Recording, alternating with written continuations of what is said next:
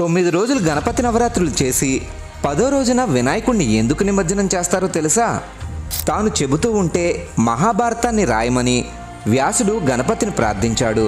గణపతి అందుకు అంగీకరించి, నేను రాయడం ఆపకూడదు కాబట్టి నువ్వు ఆగకుండా చెప్పాలి అని షరతు విధించాడు. వ్యాసుడు అందుకు అంగీకరించి, నేను చెప్పేది మీరు అర్థం చేసుకోకుండా రాయకూడదు అని షరతు విధించాడు. గణేశుడు అందుకు ఒప్పుకోవడంతో వ్యాసుడు చెప్పడం మొదలుపెట్టాడు. గణపతి రాస్తూనే ఉన్నాడు. అలా రాసేప్పుడు లేఖిని విరిగిపోతే వినాయకుడు తన దంతాన్ని విరిచి దాంతో రాయడం మొదలుపెట్టాడు.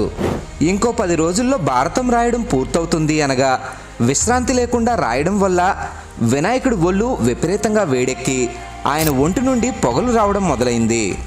అది గమనించిన వ్యాసుడి శిష్యుడు వైశంపాయనుడు బంకమట్టిని ప్రతిరోజు వినాయకుడు ఒళ్ళంతా రాసేవాడు. అలా 9 రోజులు